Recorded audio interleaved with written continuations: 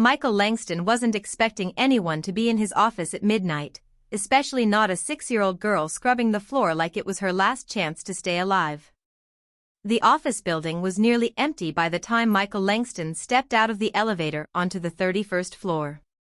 It was late, well past 10, and most of the lights in the hallway had already been dimmed. The hush of the evening wrapped around the sleek glass corridors like a soft veil, broken only by the low hum of air conditioning and the faint echo of his polished shoes against the marble.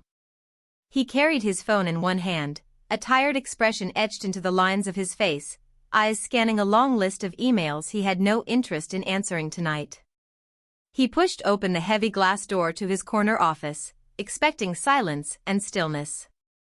But the moment he stepped inside, he stopped. There was someone there. A small shape hunched near the floor by the window, moving slowly back and forth. It took him a second to register what he was seeing. It was a child, a little girl.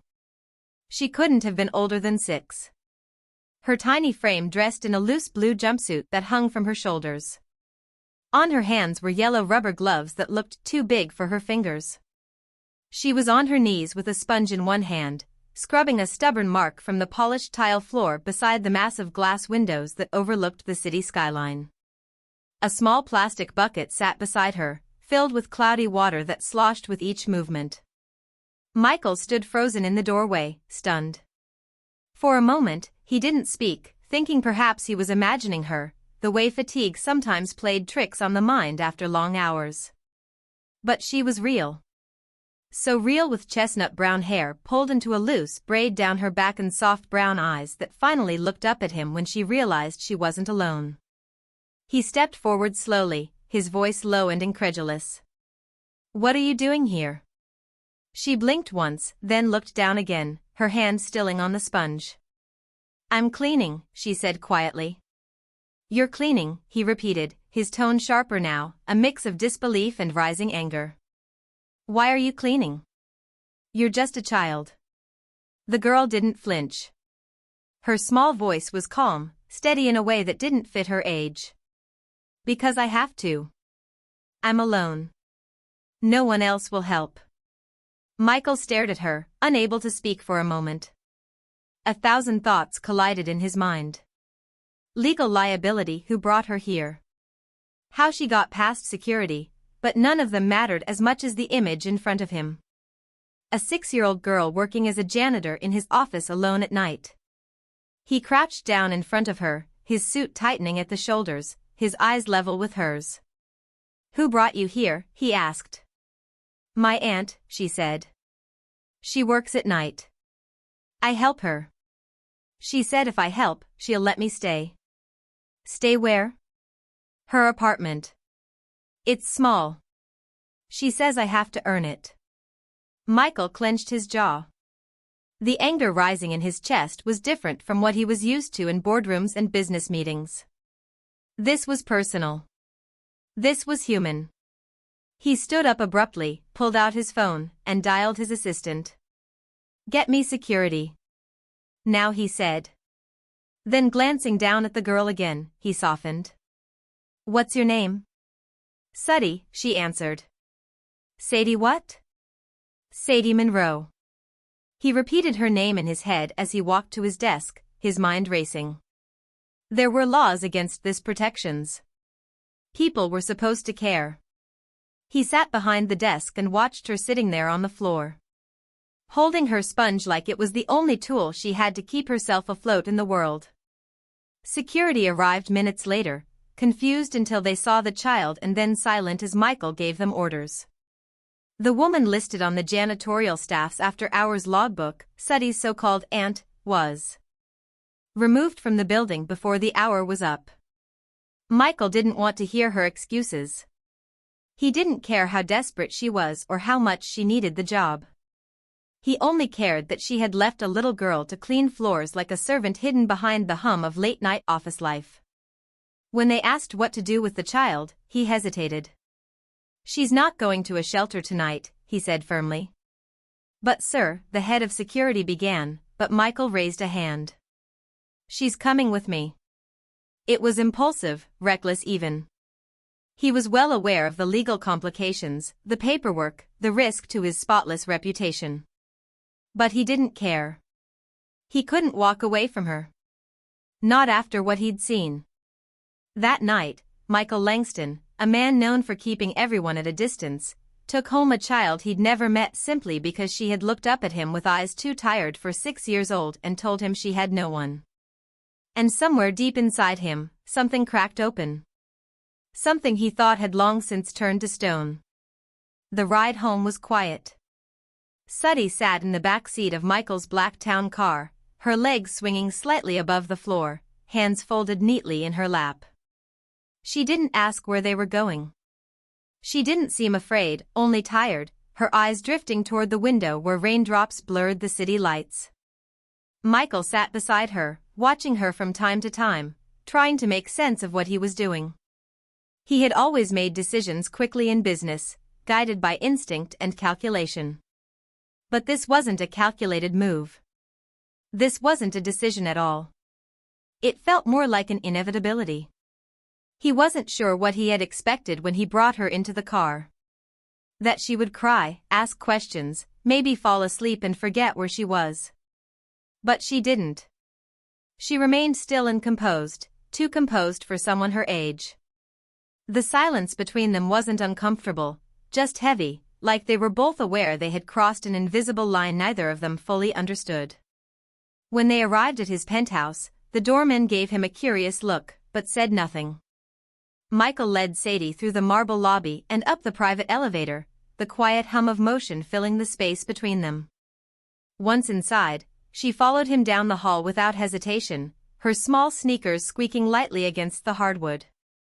He stopped in front of the guest bedroom, the one he hadn't used in years, and opened the door. The room was clean but plain.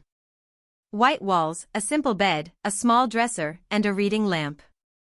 "This will be your room for now," he said, unsure of what tone to use with a 6-year-old. "If you need anything, just knock. I'll be across the hall." She nodded once and walked inside, her eyes scanning the space with a kind of quiet efficiency. She didn't ask for toys or a story or a glass of water. She simply sat on the edge of the bed, folded her hands in her lap, and looked at him. "Thank you," she said softly. He blinked, caught off guard by her calm. "You're welcome." She didn't say anything else, and neither did he. After a moment, he closed the door gently behind him and stood in the hallway, exhaling slowly. He didn't go to his room. Instead, he walked into the kitchen and poured himself a glass of scotch. The city sparkled outside the floor-to-ceiling windows, indifferent to the shift that had taken place inside his home. He leaned against the counter, sipping slowly, trying to reconcile the man he was supposed to be with the one who had just brought a stranger, a child, into his home. The next morning came earlier than expected. Michael, usually up by 6, was already dressed and working through emails when he heard soft footsteps in the hallway. Sudie appeared in the doorway of the living room, dressed in the same blue jumpsuit she'd worn the night before. Her hair was messy, but her face was clean. She looked small against the vastness of the room, but she stood with a quiet dignity that made her seem older than she was. "Good morning," he said. "Good morning," she replied. "Are you hungry?" She hesitated. "Yes." He guided her into the kitchen, awkwardly navigating the unfamiliar territory of caring for a child. He didn't cook. There were chefs who came 3 times a week to prepare his meals in advance. But this morning, he made scrambled eggs himself, standing stiffly at the stove while she sat at the counter watching him. She ate slowly, neatly, not wasting a bite. He watched her more than he should have, fascinated by the way she moved, the way she didn't speak unless spoken to. Most children he'd seen, his employees' kids at company events, relatives he barely remembered, were noisy, unpredictable, often demanding. Sudie was none of those things. After breakfast, he called one of his lawyers, requesting immediate research into emergency guardianship laws and procedures. He wasn't sure what would happen next, but he knew he wasn't sending her back to the woman who had forced her to scrub floors at night. Not after what he'd seen. Throughout the day, he worked from home, a rare change in his routine. Suddy stayed mostly in the guest room, reading from a small stack of children's books Lydia, the housekeeper, had brought by.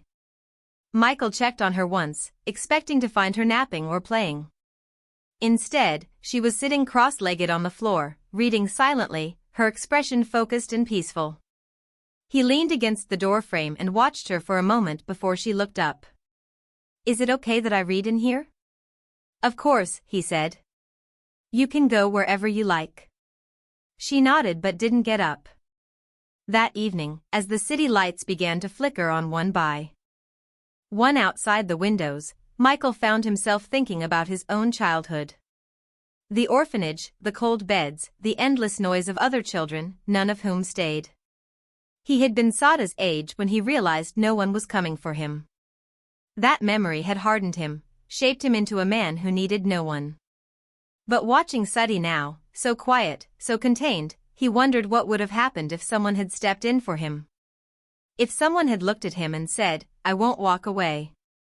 He wasn't ready to admit it aloud, but something inside him was shifting. Not quickly and not entirely comfortably, but it was there. That night, before she went to sleep, she walked to his office door and knocked once. He looked up from his laptop. "I brushed my teeth," she said. "And I washed my hands. Do you want to check?" He smiled almost despite himself. "No need. I trust you." She looked surprised. Then she nodded and turned back toward her room. "Good night, Sadie." "Good night, Michael." He sat in the quiet after she left, staring at the open document on his screen, the numbers and projections suddenly feeling meaningless. For the first time in years, the work didn't hold his full attention. There was a child asleep down the hall who didn't belong to him. Not yet, but somehow already did. And he wasn't sure what that meant. But he knew he couldn't ignore it. Michael Langston wasn't used to someone else's presence in his home. His penthouse had always been a fortress of solitude, silent, controlled, sterile. For years he had taken comfort in that silence, convincing himself it was peace. But now, with a child down the hall, the quiet felt different. Not oppressive exactly, but watchful, as if the walls were waiting to see what he would do next. The following days passed in a haze of adjustment. Suddy continued to surprise him with her quiet routines, her lack of complaints, and her strange, almost unsettling maturity. She woke early, made her bed perfectly, and always waited for permission before touching anything that wasn't hers. She was polite, careful, and unerringly self-sufficient. Michael watched her, fascinated and troubled. It was obvious that this wasn't just a well-behaved child. This was a child who had learned not to be a burden. He couldn't stop thinking about that night in the office.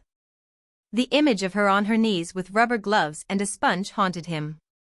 No child should ever know what it feels like to work to earn their right to sleep under a roof. It stayed with him in meetings, during phone calls, even as he reviewed contracts that once consumed his full attention.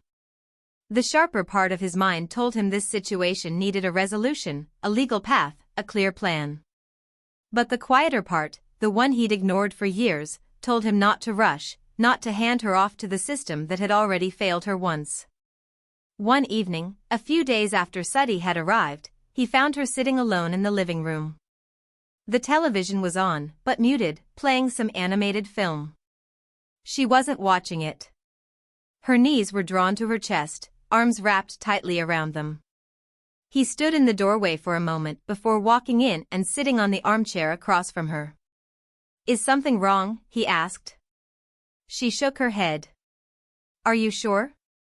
She nodded, but after a pause, she said quietly, "Do you think they'll make me leave?" The question hit him harder than he expected. She didn't look at him when she asked. Her voice wasn't desperate.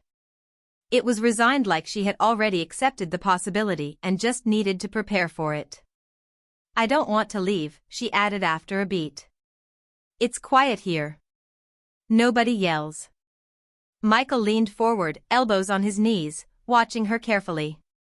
"No one is making you leave right now," he said. And I'm doing everything I can to make sure no one does. She finally looked at him, then her eyes widened, searching as if trying to decide whether she could believe him. Do you promise? The words sat between them like a challenge. He didn't make promises. Not in business, not in life. Promises were fragile, emotional. But something about the way she asked, so careful, so small, made it impossible to dodge. I promise I won't let anything happen to you, he said. She gave a small nod and looked away, her arms still wrapped tightly around her legs, but her shoulders relaxed slightly. Later that night, he found himself walking into one of the storage rooms at the back of his penthouse, a space he hadn't entered in years. It was filled with boxes from old moves, unopened crates, things from another life. As he dug through them, he found a dusty cardboard box marked Michael Personal. Inside were photographs, books, a faded sweater, and at the bottom, a file folder with his name typed in block letters, a case file from his time in the system. He sat down on the floor with it, his back against the wall, and flipped through the yellowed pages. Notes from social workers, behavioral reports, records of failed placements. He read phrases like disconnected, difficult to bond, emotionally distant. He saw how many times his file had been passed from one office to another, how few people had stayed involved for more than a few months. He closed the folder and sat there for a long time, staring at nothing, feeling the weight of a past he thought he'd outrun. He didn't want that for Suddy. He didn't want her to become another name in a folder, another forgotten child in the system. He didn't want her to learn like he had that being alone was safer than being disappointed. The next morning, he called his legal team. He told them to prepare the paperwork for emergency guardianship. They asked questions, of course, about liability, about media fallout, about his image, but he answered them all with the same flat certainty. She's staying here. Do what you have to do. That afternoon, he took Suddy to a children's store. She was hesitant at first, clinging to the doorframe like she didn't belong there. He had to gently coax her in, showing her rows of clothes, books, toys. She didn't run or ask for anything. She walked carefully down each aisle, touching things with only the tips of her fingers. He picked out items himself. Clothes in soft colors, warm socks, pajamas with stars on them. He gave her a shopping basket and told her to choose whatever she wanted. She stood there for a long time, unmoving, before finally whispering, "Can I really?" "Yes," he said. "Anything you want?" She chose a single book. A collection of fairy tales. That night, she sat on the couch beside him while he read to her from it. Her head rested lightly against his shoulder, and for the first time, he felt something shift in his chest, something warm, unfamiliar, and terrifying. He didn't know what kind of future he could give her, but he knew he would fight for it. Not because he felt responsible, and not because he was trying to make up for his own childhood. Because for the first time in his life, someone needed him, and he wanted to stay. Rain had been falling steadily all morning, a thin mist clinging to the windows as if the sky itself wasn't ready to release what it carried. Michael stood at the kitchen counter, a cup of black coffee cooling in his hand, watching the blurred skyline through the glass. The city looked distant, like a faded memory, unreachable and irrelevant. Behind him, soft footsteps padded across the floor. He didn't have to turn to know it was Suddy. She had a way of entering rooms without disruption, like she'd learned to exist in the quiet spaces people left behind. She climbed onto one of the bar stools and sat with her hands folded in her lap, eyes scanning the countertop. She hadn't spoken yet that morning, but he could tell something was different. She was chewing her bottom lip and glancing at him the way a child might glance at a closed door they were afraid to open. "Do you want something to eat?" he asked, his voice gentle. She shook her head. "I already ate a banana." Michael set the mug down and leaned forward slightly. "Are you feeling okay?" She hesitated, then shrugged. "I had a dream last night." He didn't press her. He waited. "I was back at my aunt's place." She continued softly. "She said I had to clean the stairs before I could eat." I didn't have my gloves. My hands hurt. Michael's jaw tightened, but he kept his expression calm. It was just a dream. You're safe now. I know. Her voice cracked a little, but it didn't feel like a dream. It felt like before. Michael walked around the counter and knelt beside her stool so they were eye level. I can't promise you'll never have bad dreams again, but I can promise that no one will ever make you do that again. Not while I'm here. Suddy looked down at him, her eyes shiny, but dry. You mean it? I mean it. Something shifted between them in that moment. Not dramatically, but deeply. It was as if the thread of trust, thin and fragile, had finally been tied at both ends. She gave him a small nod, and he gently reached for her hand. It was warm and so small in his, like it had never been held without reason. Later that day, they spent time in the guest room, sorting the new clothes and books they'd bought. Michael had cleared space in the closet, installed a small bookshelf, and ordered a soft rug with a pale lavender pattern Suddy had quietly admired in a catalog. She didn't squeal or jump or react the way most children might have. She simply looked around the room and whispered, "It's really mine." "Yes," Michael said. "All of this is yours." She didn't say thank you right away. She sat on the rug and ran her fingers along its texture. Then, after a pause, she looked up at him and asked, "What was your room like when you were little?" The question caught him off guard. He sat on the edge of the bed and stared at the floor, remembering. It was small, a shared room in the orphanage. We had bunk beds and lockers instead of dressers. My mattress had springs that poked through if I turned the wrong way. I didn't have anything that was mine. Not even shoes, really. Everything was passed down. "Did someone read to you?" she asked. "No," he said quietly. No one really had time. Suddy stood and walked over to the bookshelf, selecting the fairy tale book she had picked out. She returned to the bed and placed it beside him. "Then maybe I can read to you," she offered. Michael smiled, surprised by how deeply those few words struck him. "I'd like that." She opened the book and began reading in a soft voice, her finger following each word. She stumbled sometimes, unsure of the longer ones, but she didn't ask for help. She wanted to do it on her own. He sat beside her, listening, watching the way her brow furrowed in concentration. How seriously she took the simple act of telling a story. He had read hundreds of contracts, thousands of documents, but he'd never listened so carefully to anything as he did to that 6-year-old girl reading from a book with warm corners and golden stars on the cover. When she finished the story, she leaned against him without a word, her head resting on his side. He didn't move for a long time. Didn't want to. He placed a hand gently on her back and let his eyes close for a few moments. For the first time since he was a boy, he felt like the silence wasn't empty. It was full of breath and warmth and meaning. That evening, Michael made a call to his lawyer and requested a meeting with a child therapist recommended by the firm. He wanted to be sure he was doing the right thing, not just legally, but emotionally. He didn't know how to raise a child, but he was ready to learn. More importantly, he was ready to listen. After he hung up, he found Suddy at the dining table drawing with colored pencils Lydia had left for her. Her picture was of a tall building with a little girl at the top window and a man standing on the sidewalk looking up. She had drawn them both smiling. "Is that us?" he asked. Suddy nodded. "It's the first night you saw me." He sat beside her and looked at the drawing. The lines were uneven, the colors imperfect, but it was the most honest thing he'd seen in years. "Thank you," he said. She looked confused. "For what?" "For letting me be in your story."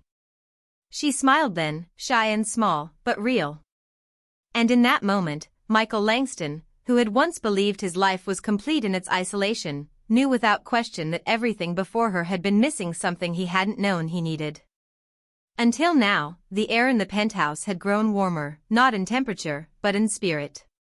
The once sterile walls now echoed faintly with traces of life, Footsteps that didn't belong only to Michael, laughter so quiet it felt like a miracle, and the occasional hum of a child lost in thought. Suddy had begun to feel at home, and although she never said it out loud, Michael could see it in the way she moved. She no longer hesitated before entering a room.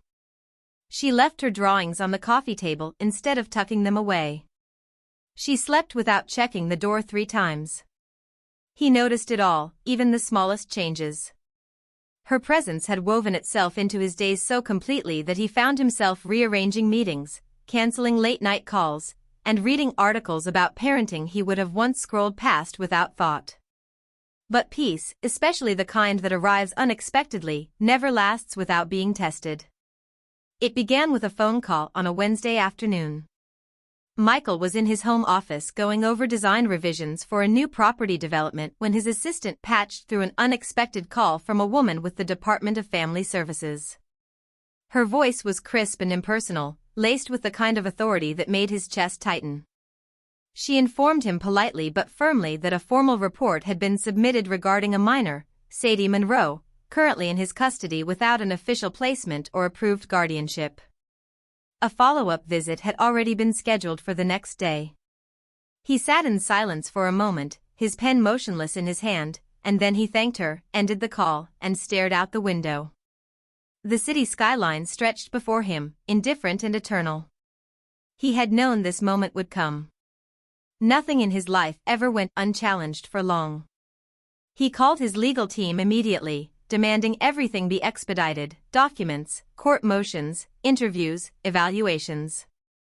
He wanted every signature, every necessary piece of paper filed within the hour. That evening, he didn't tell Suddy what had happened. He didn't want to worry her, not until he had answers, not until he could promise her something. And solid. But she must have felt the shift in his energy because she kept looking at him during dinner, her fork hovering above her plate. "You're quiet," she said finally. Michael forced a smile. "Just a lot on my mind." She nodded like she understood, and in some ways she probably did more than most adults would have. But after she brushed her teeth and changed into pajamas, she came to his office door and lingered in the frame. "Are you still going to be here tomorrow?" The question nearly broke him. He looked up from his screen and met her eyes. "Yes," he said. "I'll be here." She nodded and turned to leave, but before she walked away, she added, "I'll be here, too." The next morning arrived with gray skies and cold wind. The caseworker's knock came precisely at 9 o'clock. Michael opened the door to a woman in her 40s with neat hair and a clipboard clutched tightly under her arm. She introduced herself as Miss Davidson and didn't smile. She asked to see the child immediately. Michael called Suddy, who came quietly holding her stuffed fox in one hand. She greeted Ms. Davidson politely and sat where instructed. The interview was brief but piercing. The woman asked Suddy where she had been staying before, whether she had ever been hurt, whether she felt safe now. Suddy answered everything with quiet honesty. Her voice only trembled once when she was asked what she would do if she had to leave again. "I don't know," she said, eyes lowered. "I'd try to be small again so no one gets mad." Michael stood very still at that. The sentence hit like ice water down his back. Miss Davidson took notes, them both, and left as efficiently as she'd arrived. Michael watched the elevator doors close, and then walked back inside, his fists clenched and his jaw tight. He called his lawyer within minutes. He didn't want updates. He wanted outcomes. He wanted signatures. He wanted his name on her forms. Later that day, Michael sat Suddy down in the living room and explained as gently as he could what was happening. She listened without fidgeting, her fox clutched tightly in her arms. "Will they take me?" she asked. "I won't let them," he said. "Even if they try." "Yes," he answered. "Even then." That night, after she had gone to bed, he poured himself a drink and stood by the window, watching the storm clouds gather above the city. For the first time in years, fear crept into his chest, not fear of loss or failure, but fear of being too late. The system didn't care about love. It cared about forms, credentials, boxes checked, and guidelines met. He had always worked within systems, dominated them even. But this was different. This was personal. The next morning brought news from his attorney. The emergency guardianship hearing was scheduled for the following week. It was fast, but not fast enough to ease his anxiety. Until then, Sada's fate hung in a space too uncertain for either of them to fully rest. He didn't tell her the date. He didn't want her counting down the hours with dread. Instead, he tried to keep everything the same. Reading to her in the evenings, helping her with small art projects, listening when she told stories about school or dreams. But it was there under the surface always. The ticking clock neither of them could ignore. One evening, as she colored at the kitchen table, she asked without looking up, "If they don't let me stay, will you still think about me?" Michael looked at her for a long time, then walked over and knelt beside her chair.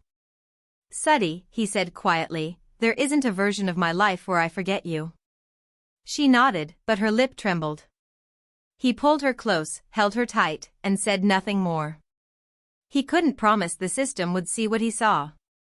But he could promise her this. He would fight. Not with words, not with wealth, but with everything he had, because she wasn't a guest anymore. She wasn't a temporary act of charity. She was his, and no piece of paper could change that.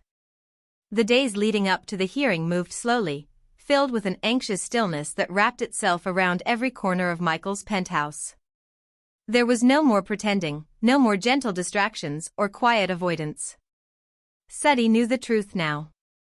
Michael had tried to shield her from the weight of it, but she was too observant, too experienced in uncertainty to be fooled. She never asked outright about the hearing, but he could see it in the way she watched him, in how she followed him with her eyes as he paced during phone calls, in how she became quieter during meals. She was bracing for something. Even though she didn't know what the courtroom would be like or what exactly was at stake, she just knew it could change everything. Michael, for his part, had never felt more powerless. He had spent his entire life building control over his company, his image, his world. But this was different. This wasn't a business deal or a negotiation. It wasn't something he could outmaneuver with a contract or overwhelm with charm. The court wouldn't care that he was a billionaire or that he had turned his company into one of the most respected firms in the country. They would care about protocol, about precedent, about background checks and stability, and whether a single man with no parenting experience could possibly be trusted with a child like Suddy. And none of his accomplishments could answer that question the way he wanted them to. He spent hours reviewing documents with his attorney, practicing responses to possible questions, preparing for every angle of the hearing. He hated it, not because he disliked preparation, but because it felt like he was trying to prove something that should have already been obvious. He loved her. That should have been enough. But in the eyes of the system, love was never enough. It had to be weighed, measured, verified. It had to be proven with affidavit, and affidavit could never capture the way Suddy had changed his life. One evening, just 3 days before the court date, Michael came home earlier than usual. He found Suddy sitting on the windowsill in the living room, her knees tucked to her chest, staring out at the skyline. She didn't turn when he entered. He walked over and stood beside her, looking out at the same horizon. The sun was setting, streaking the sky in gold and pale lavender, the kind of light that made even the coldest buildings look soft. "It's pretty," she said. He nodded. "It is." She turned to look at him. "Do you think they'll let me stay?" Michael didn't lie to her. He never had, and he wasn't about to start. "I don't know," he said. "But I'll be there every second and I'll tell them everything that matters." She looked back out the window, quiet for a long time. "What if they say no?" He turned then, kneeling so he could meet her eyes. "Then we find another way," he said. "We keep fighting. But I need you to know something no matter what happens." She blinked, her eyes searching his. "You've already changed everything for me. And nothing they say can take that away. She nodded slowly, but her lip trembled and a tear slipped down her cheek. Michael reached up and gently wiped it away with his thumb, then pulled her into his arms.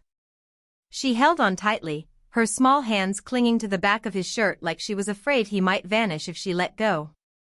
The night before the hearing, Michael couldn't sleep. He sat in his office, the city, a glittering blur beyond the windows, and stared at a folder on his desk. Inside were photographs, letters of recommendation, psychological evaluations, and a personal statement he had rewritten over a dozen times. None of it felt like enough. It was all too sterile, too detached. None of it said what he truly wanted to say, that Suddy wasn't just a child he had rescued. She was the one who had reached into the quiet ruins of his life and made him feel human again. Eventually, just after midnight, he opened a blank page and began to write, not for the judge or the attorney, but for her. He wrote about the night he found her in his office. How small and steady she had looked scrubbing the floor, how her voice had broken something inside him that he hadn't known was still breakable.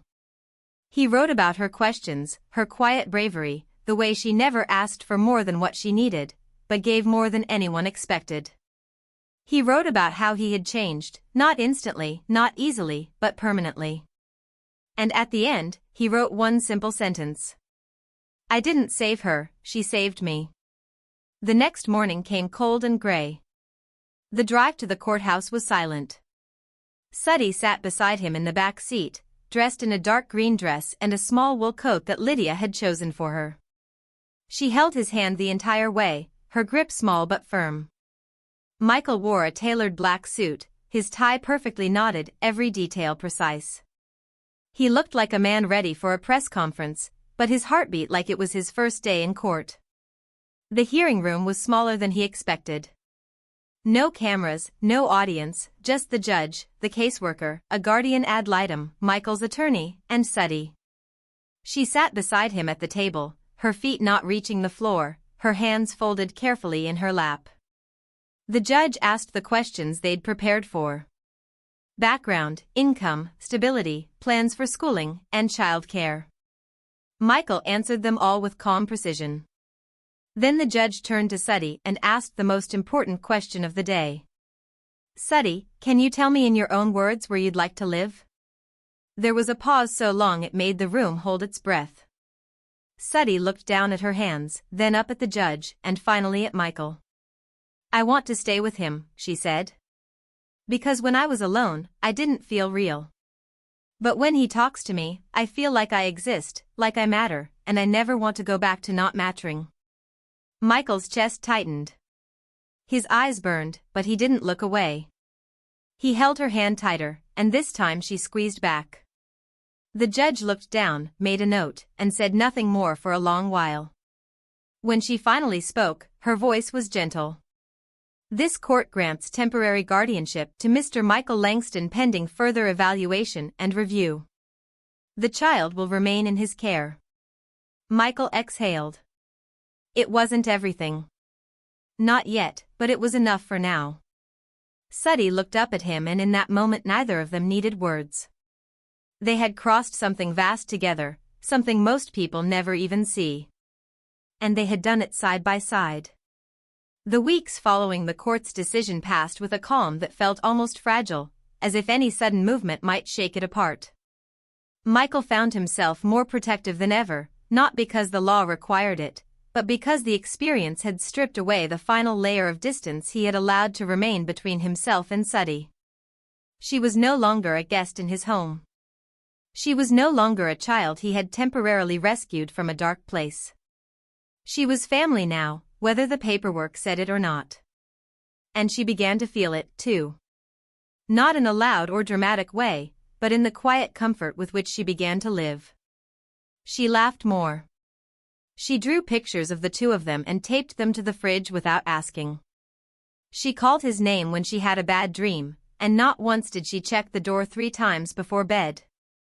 Her trust, which had once been held so tightly behind those large brown eyes, was now something she gave him freely piece by piece without even knowing she was doing it. Michael had expected to feel overwhelmed by the responsibility. He had expected to feel like he was losing control of his life. But what surprised him most was how much he liked the version of himself that existed when he was with her. He no longer cared if he missed a dinner with investors or rescheduled a board meeting. He woke up earlier to make breakfast with her. He started leaving work earlier to be home in time to help her with her reading. He didn't miss the man he used to be because for the first time in his adult life, he didn't feel hollow at the center. Every day with her filled something he hadn't known was empty. But life had a way of reminding him that peace was always temporary. One Monday morning, Michael was sitting in his office at the company's headquarters, reviewing final plans for a luxury development that had been delayed twice already. His assistant knocked and entered without waiting for a response, something she never did unless it was urgent. Her face was pale, her expression unreadable. "There's someone here to see you," she said. "A woman. She says she's Suddy's biological mother." Michael stood slowly, the words not quite making sense. He had been told Sada's parents were out of the picture. He had seen no records of a living parent with any claim. The aunt had abandoned her, and the court had cleared the way for guardianship. He followed his assistant down the hallway without speaking, heart thudding, thoughts racing. In the conference room sat a woman in her early 30s with long, dark hair and weary eyes. Her hands were clasped tightly in front of her, and she looked up when he entered, her expression both nervous and determined. "My name is Emily Monroe," she said quietly. "Sati is my daughter." Michael didn't respond immediately. He took the seat across from her, studying her face, searching for some trace of familiarity. And he saw it around the eyes, the shape of the mouth. Sada's features mirrored faintly in this stranger. "I was told you were dead," he said, not accusing, just confused. "I might as well have been," she replied. "I was addicted. I lost everything. When they took her from me, I wasn't fit to fight it. I didn't even try. But I've been clean for over a year now. I finished a recovery program. I have a job. I have a place to live and I want to see her." Michael's stomach turned. Part of him wanted to rage, to throw her out, to protect Suddy from any further disruption. But the other part, the part that had once been a child waiting for someone to come back for him, understood what it took to sit across from a stranger and ask for forgiveness. "She doesn't know you're alive," he said. "I know. That's why I'm not asking to take her. I just want to see her, talk to her, maybe explain." Michael didn't answer right away. He needed time, but he also knew there was no version of this that ended with hiding the truth. That night, he sat with Suddy in the living room and explained gently, carefully what had happened. He told her that her mother hadn't stopped loving her, only that she had been sick and lost for a long time. He told her her mother was alive and that she wanted to see her. Suddy didn't cry. She didn't ask why it had taken so long. She only asked, "Does she want me to live with her now?" "No," Michael said quickly. "She just wants to talk." "Only if you want to." Suddy was quiet for a long time. Then she whispered, "Can you come with me?" Michael nodded. Of course, the meeting was held in a private room at a neutral site with a counselor present. Emily entered nervously, holding her purse like a shield. Suddy sat beside Michael, smaller than usual, her face calm but unreadable. Emily knelt to be at her level and didn't reach for her. Didn't push. She only said, "You're so much taller than I remember." Suddy didn't respond, but she didn't turn away either. Emily spoke for a while about her mistakes, her regrets, the choices she had made. She said she didn't expect forgiveness, just a chance to say what she should have said long ago. Suddy listened without interrupting. When Emily finished, there was silence. Then Suddy said softly, "I don't remember your voice."